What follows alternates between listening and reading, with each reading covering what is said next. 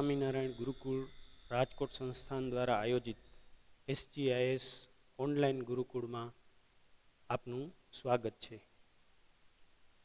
હું રાજેશ બી સોનગરા આજે ધોરણ 10 સામાજિક વિજ્ઞાનની અંદર ઇતિહાસનો પાઠ ભારતનો વારસો એની આપણે આજે ચર્ચા કરવાના છીએ.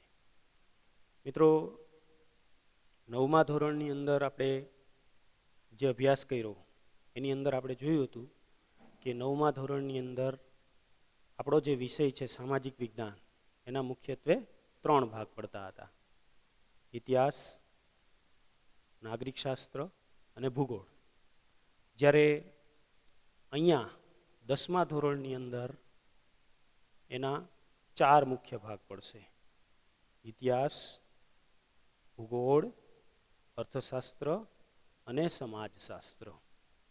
9મા ધોરણની અંદર તમે નાગરિક શાસ્ત્ર ભણ્યા, પરંતુ 10મા ધોરણની અંદર નાગરિક શાસ્ત્રની જગ્યાએ અર્થશાસ્ત્ર અને સમાજશાસ્ત્રનો સમાવેશ થાય છે. હવે આજે આપણે જે ચર્ચા કરવાની છે, ઇતિહાસનો પ્રથમ પાઠ ભારતના વારસો, એની ચર્ચા કરવાની છે. હવે તમને એમ થશે કે વારસા સંબંધી અહીંયા જે શરૂઆત થઈ છે, તો પહેલાં અત્યાર સુધી તમે 9મા ધોરણ સુધી જે ભણ્યા એની અંદર આપણો અત્યારના સમયની અંદર આધુનિક યુગનો જે કંઈ પણ ઇતિહાસ હતો એ ઇતિહાસના જુદા જુદા પ્રકરણો, જેની અંદર તમે જોશો કે જુદા જુદા રાજા રજવાડાઓ, અંગ્રેજો, મુઘલ યુગ, એ બધાની ચર્ચા આપણે કરી.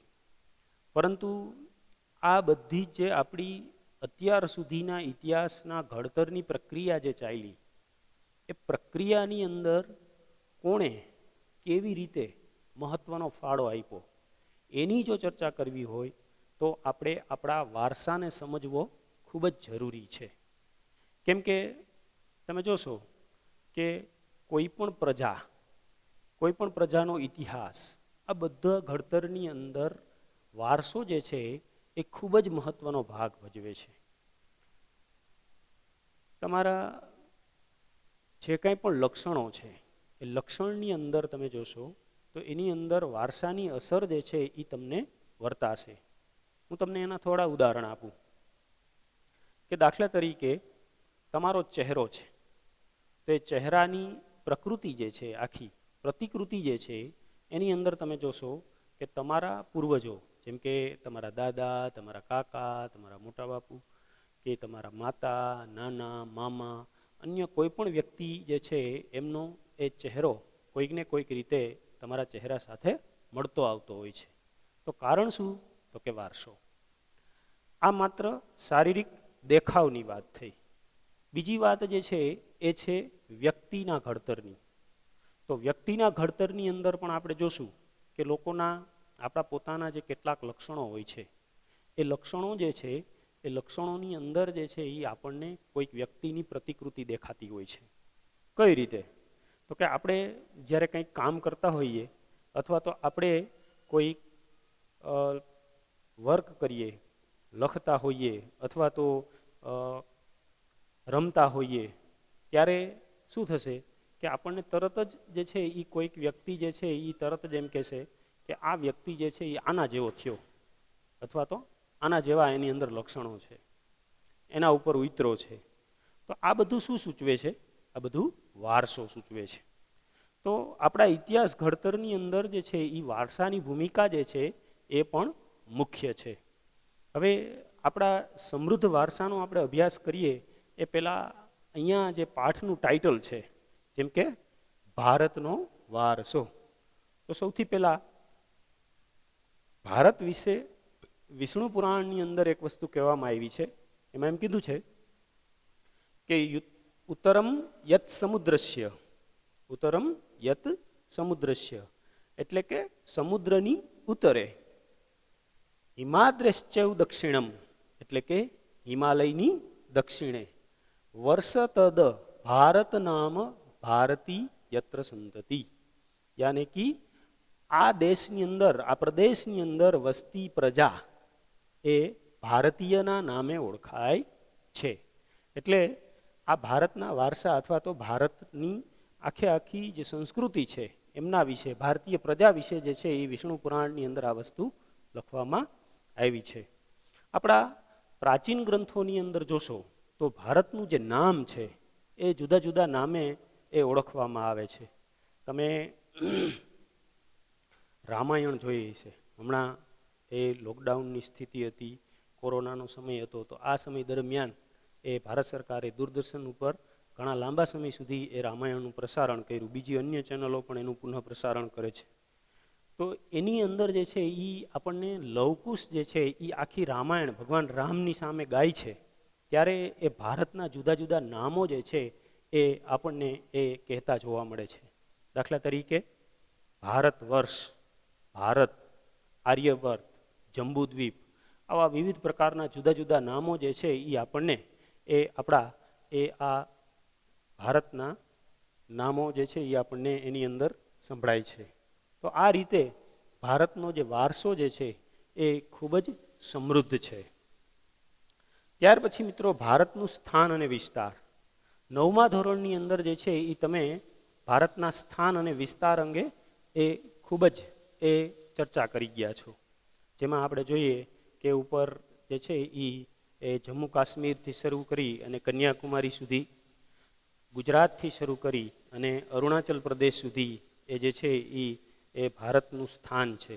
એની અંદર આપણે અક્ષાંશો, રેખાંશો, મધ્યમાંથી એ પસાર થતું કર્કવૃત્ત, ત્યાર પછી એ એમનો સમય નક્કી કરતી ભારતની પ્રમાણ સમય રેખા, આ બધી વસ્તુઓ જે છે એ આપણે ભારતના સ્થાન અને વિસ્તારની અંદર જોયું હતું. એમાં એમની પાડોશમાં જે આવેલા દેશો છે, પ્રાકૃતિક જે કંઈ પણ એ ખંડો છે, આ બધું જે છે એ આપણે એની અંદર જોયું હતું.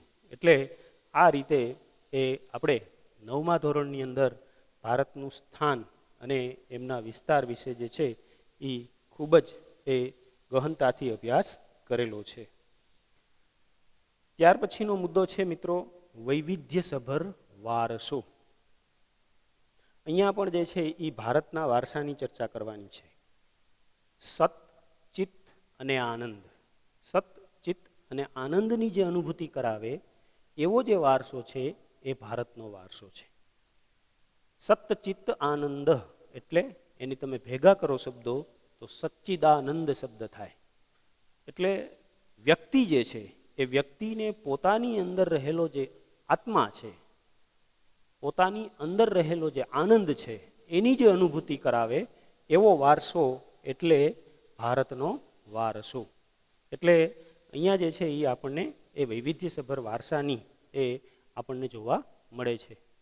તમે ભારતના સાંસ્કૃતિક વારસાની ચર્ચા કરો, ભારતના પ્રાકૃતિક વારસાની ચર્ચા કરો તો એની અંદર જોશો કે જુદા જુદા પ્રદેશોમાંથી ભારતમાં આવેલી જે જુદી જુદી પ્રજાઓ છે, દાખલા તરીકે શક, હુણ, કુષાણ, આ બધી પ્રાચીન સમયની અંદર જે પ્રજાઓ ભારતની અંદર આવી અને ભારતની અંદર સ્થાયી થઈ, તો એ બધી જ પ્રજાઓ જે છે એમણે ભારતના વારસાના ઘડતરની અંદર જે છે એ પોતાની મહત્વપૂર્ણ ભૂમિકા ભજવી.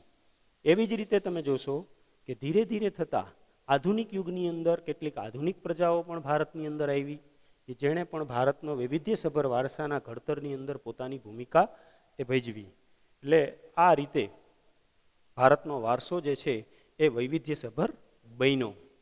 પણ સાથે સાથે ભારતના ઘડતરની અંદર એટલે કે ભારતનો સાંસ્કૃતિક વારસાનો દેહપિંડ ઘડવામાં જેમણે પોતાની મહત્વપૂર્ણ ભૂમિકા ભજવી છે એવા લોકોના આપણે એ યાદ કરીએ તો વિવિધ પ્રકારના, જેમ કે પ્રાચીન ઋષિઓ, વિદુષીઓ, વૈજ્ઞાનિકો, સાહિત્યકારો, કલાકારો, આવા તો અનેક લોકો છે કે જેમણે ભારતની સાંસ્કૃતિક વારસાના દેહપિંડને ઘડવામાં એ પોતાની ભૂમિકા જે છે એ ભજવેલી છે.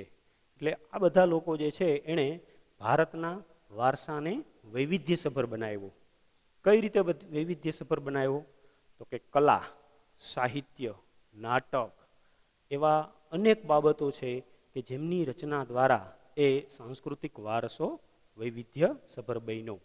યાને કે તમે જોશો કે જુદી જુદી અનેક પ્રજાઓ જે આવી એમની સાથે સાથે એ પોતે જે કંઈ પણ લક્ષણો, પોતાના જે કંઈ પણ વારસો એ ત્યાંથી અહીંયા લાવી, એમના સારી સારી બાબતો હતી, એ સારી સારી બાબતોને અહીંયા ભારતીય સંસ્કૃતિની અંદર સ્વીકારવામાં આવી, અને એ સ્વીકારતાની સાથે સાથે જે છે એ આ વારસો જે છે એ વૈવિધ્યસભર બન્યો.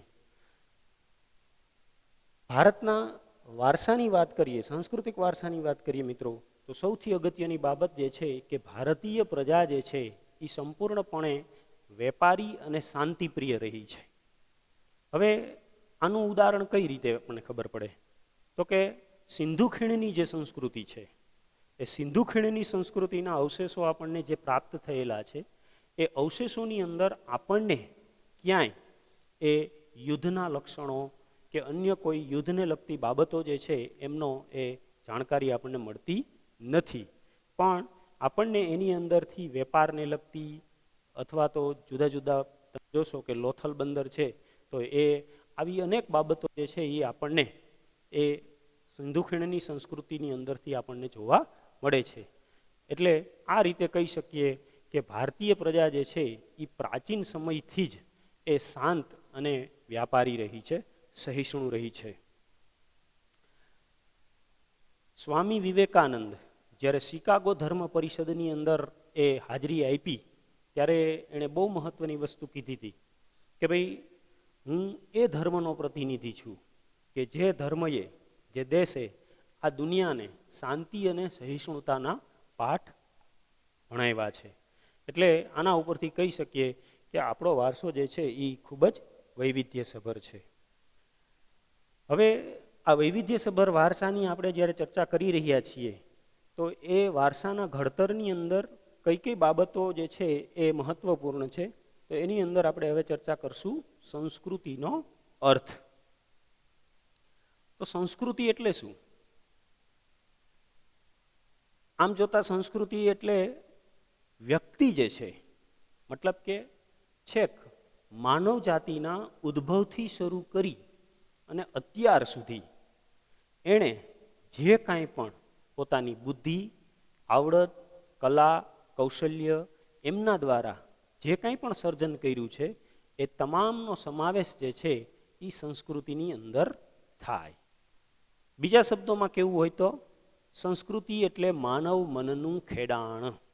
માનવ મનનું ખેડાણ.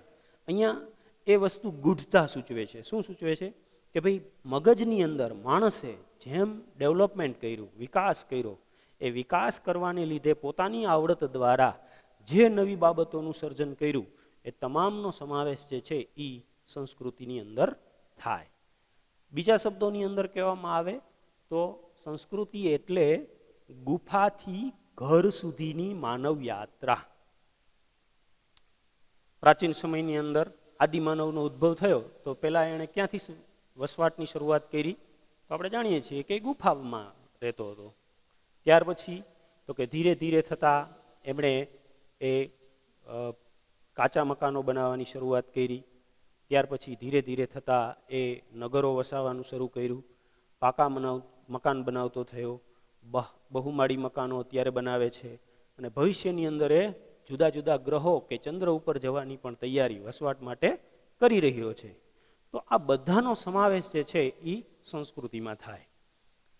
એટલે ટૂંકમાં કહી શકીએ કે આપણી આસપાસ માનવીએ પોતાની આવડત દ્વારા જે કાંઈ પણ સર્જ્યું છે, એ તમામનો સમાવેશ જે છે એ સંસ્કૃતિની અંદર થાય.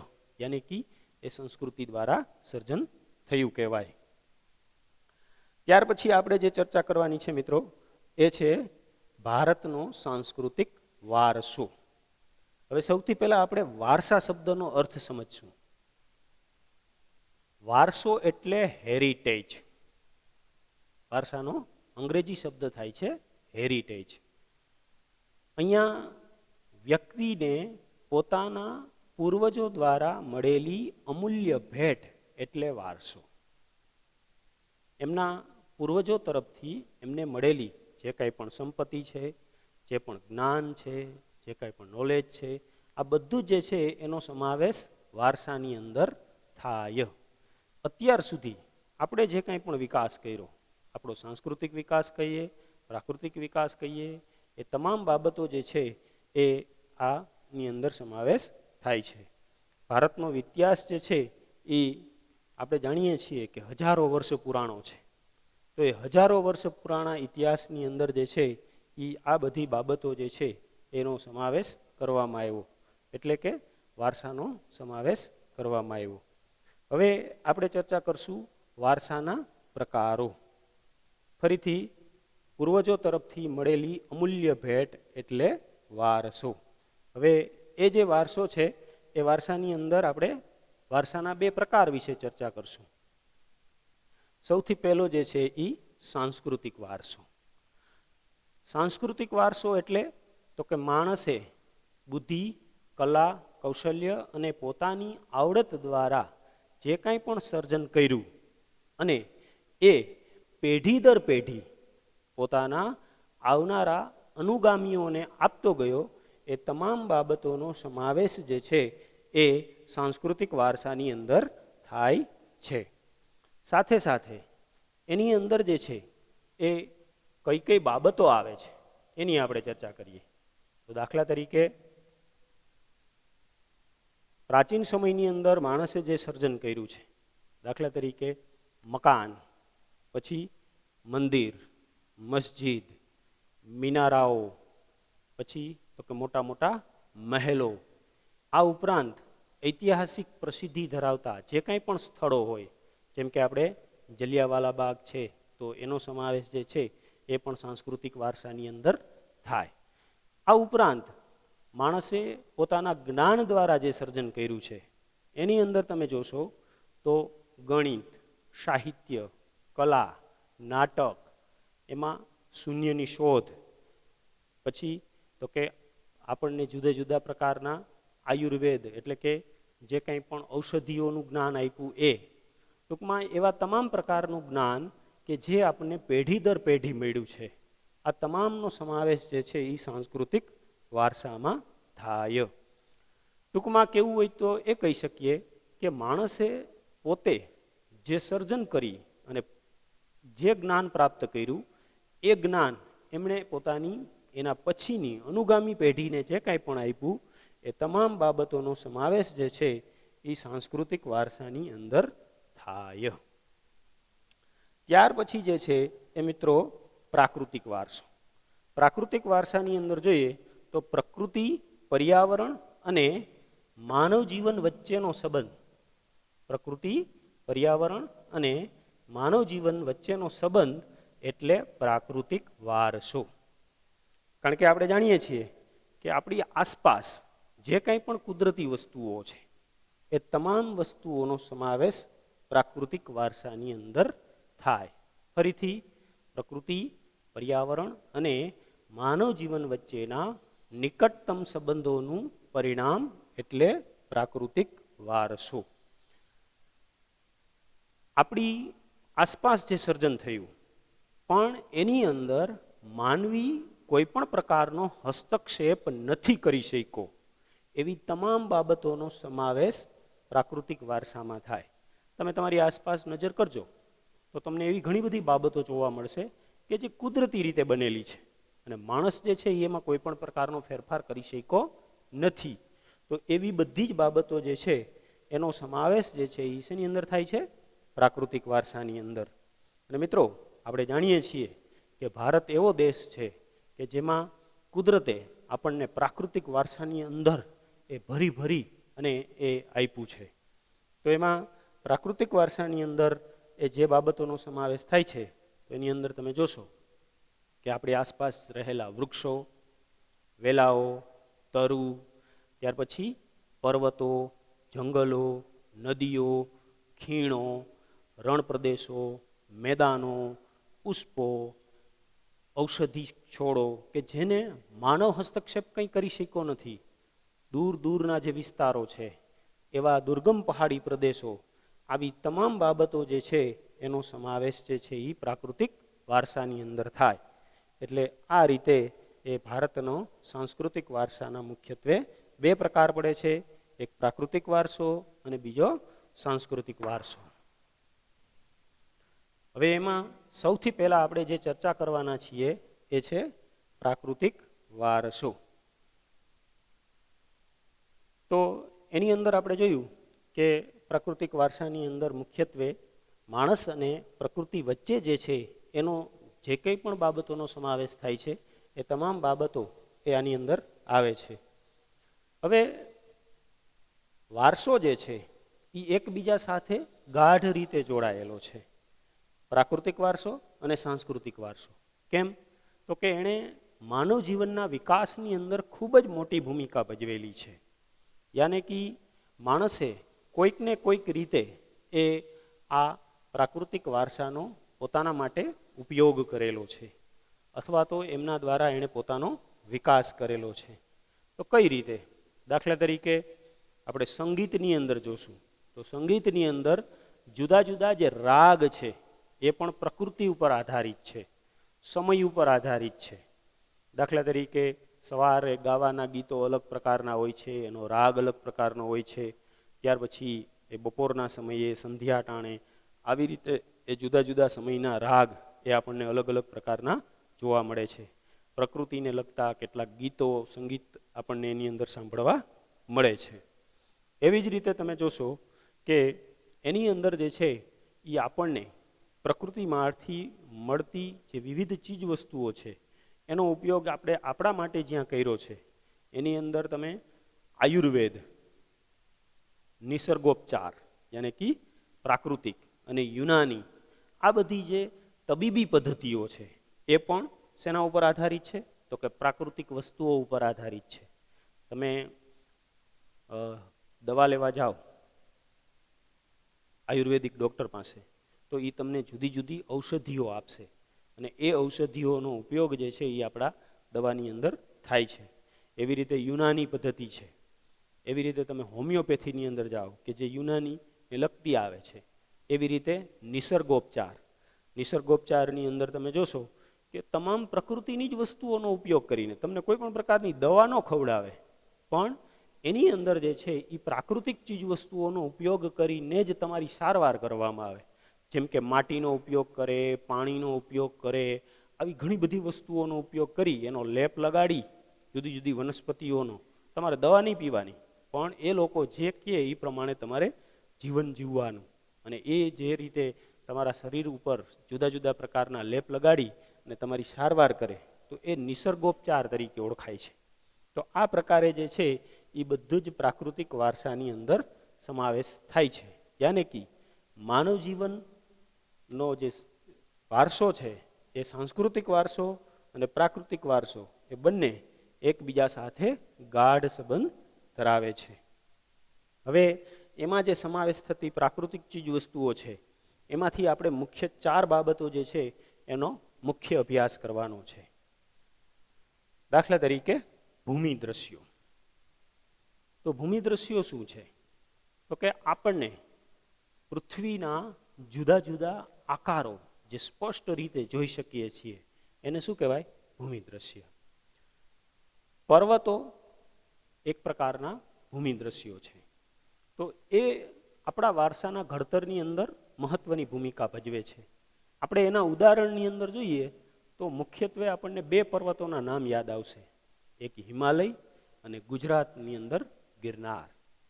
આપણે ગુજરાતમાં પ્રાચીન જે ગિરિમાળા છે ગિરનારની, એ ગિરિમાળા જે છે એણે પણ ગુજરાતના લોકોના જીવન ઘડતરની અંદર અને ગુજરાતના લોકોના ધાર્મિક જીવન સાથે ઘણી રીતે વણેલો છે. બીજી જે બાબત આપણે જોઈ ગિરનારની સાથે હિમાલય.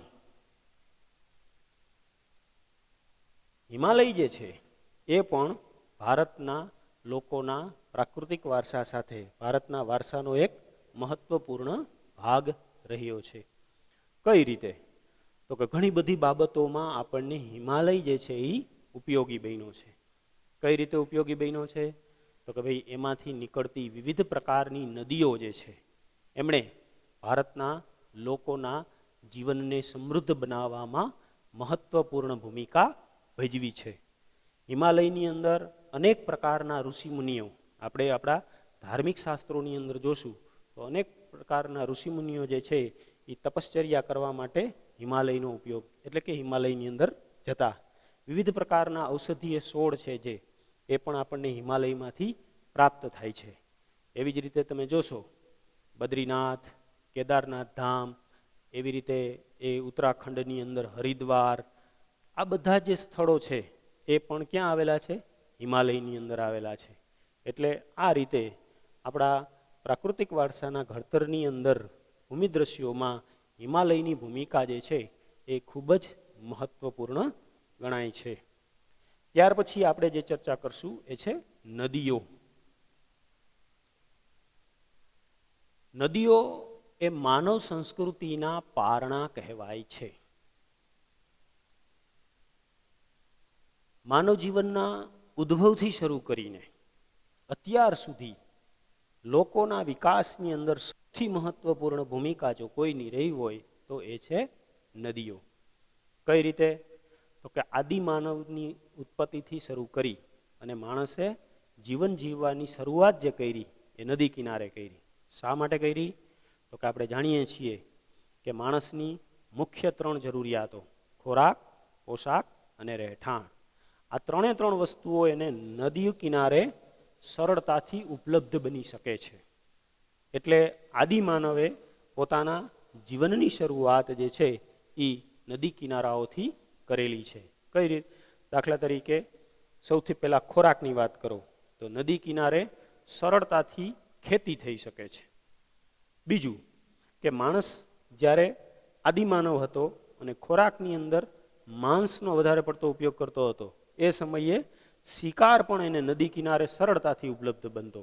કેમ કે નદી કિનારે વિવિધ પ્રકારના પશુ પક્ષીઓ જે છે એ પાણી પીવા માટે આવે અને એનો સરળતાથી એ શિકાર કરી શકતા. ત્યાર પછી નદી કિનારાની ચીકણી માટી એને મકાન બનાવવા માટે ખૂબ જ ઉપયોગી બની. એટલે રહેઠાણની અંદર જે છે એ પણ, અને પીવા માટેનું પાણી, ખેતી માટેનું પાણી, આ બધું જે છે એ પણ નદી કિનારે એને ઉપલબ્ધ બન્યું. આ રીતે નદીઓ જે છે એ માનવ જીવનના ઘડતરની અંદર જે છે એ ખૂબ જ ઉપયોગી છે. વર્તમાન સમયની અંદર પણ તમે જોશો કે ઉદ્યોગો, વપરાશ માટેનું પાણી, પછી તો કે વાસણ, કપડાં, અન્ય કોઈ પણ જરૂરિયાતો જે છે એ પાણી દ્વારા પૂરી થાય છે. અને સાથે સાથે વર્તમાન સમયની અંદર મનોરંજન માટેના સ્થળ, અન્ય જે કાંઈ પણ ચીજ વસ્તુઓ જે છે એ પણ આપણને નદી કિનારે પ્રાપ્ત થાય છે. એટલે આ રીતે નદીઓ જે છે એ માનવ જીવનના ઘડતરની અંદર ખૂબ જ ઉપયોગી છે. ભારતની સાંસ્કૃતિક વારસાની વાત કરીએ તો સિંધુ અને રાવી નદી, સિંધુ અને રાવી નદીના કિનારે જે છે એ ભારતીય સંસ્કૃતિ જે છે એનો વિકાસ થયો છે. એટલે નદીઓ જે છે એણે ભારતીય સંસ્કૃતિના વિકાસમાં મહત્વપૂર્ણ ભૂમિકા ભજવી છે.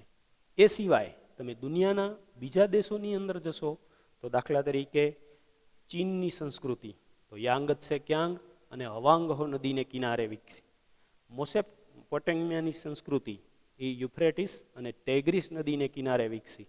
પછી ઓલી પિરામિડવાળી સંસ્કૃતિ તમને ખબર છે ને, મિસર સંસ્કૃતિ, બરાબર? કઈ નદી? નાઇલ નદી. તો એ નાઇલ નદીના કિનારે જે છે એ એમનો વિકાસ થયો છે.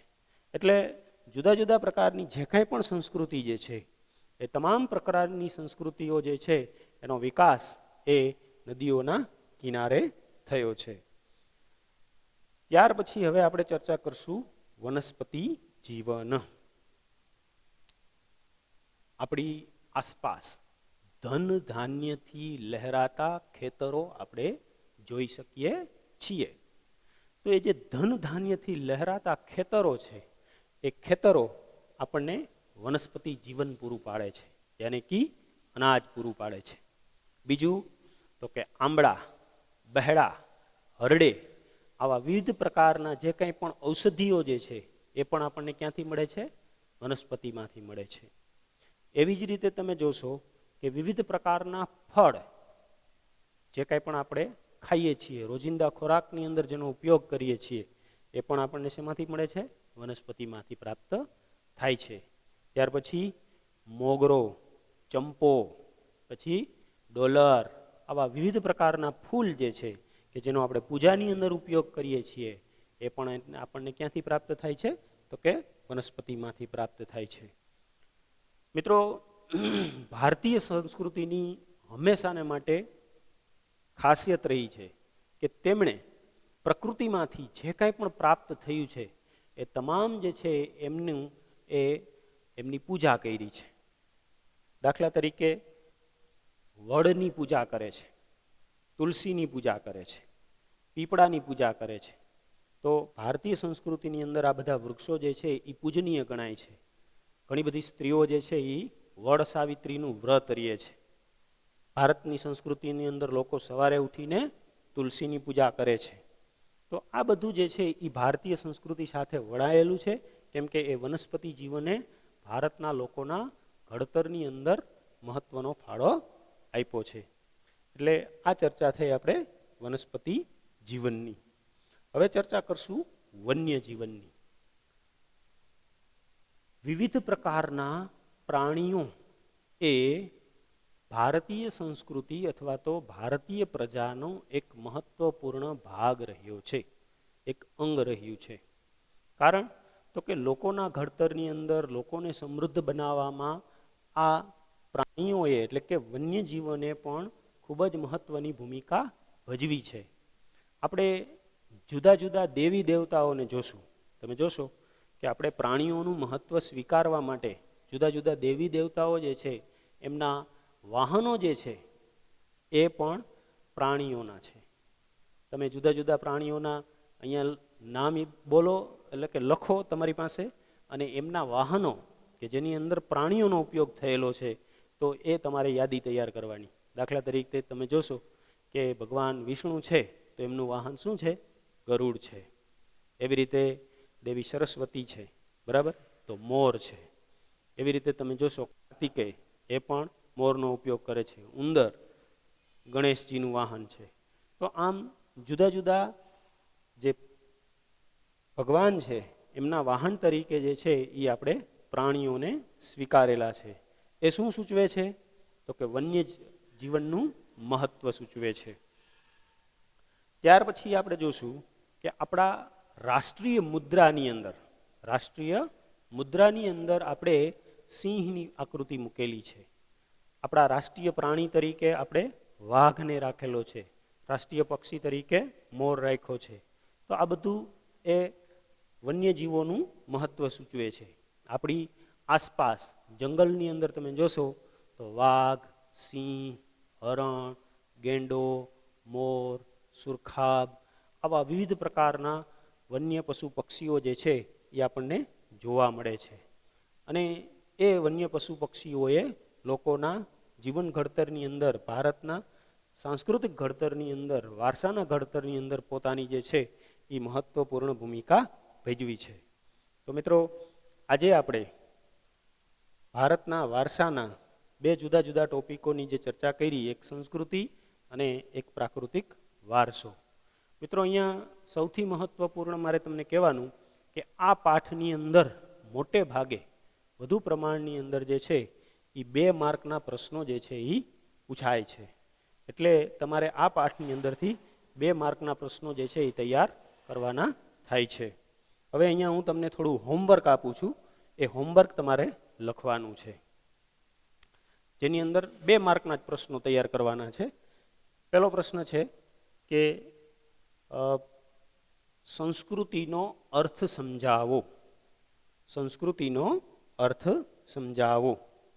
બીજો પ્રશ્ન છે કે ભારતના સાંસ્કૃતિક વારસામાં કઈ કઈ બાબતોનો સમાવેશ થાય છે.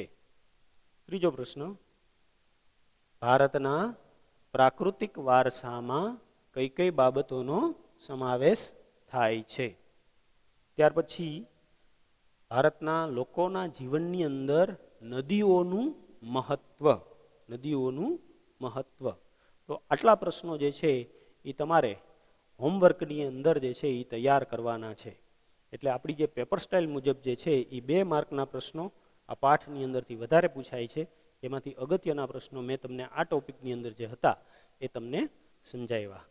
તો આજનો લેક્ચર જે છે એ અહીંયા પૂરો થાય છે. નેક્સ્ટ પીરિયડની અંદર આપણે બધા મળીશું. જય સ્વામિનારાયણ.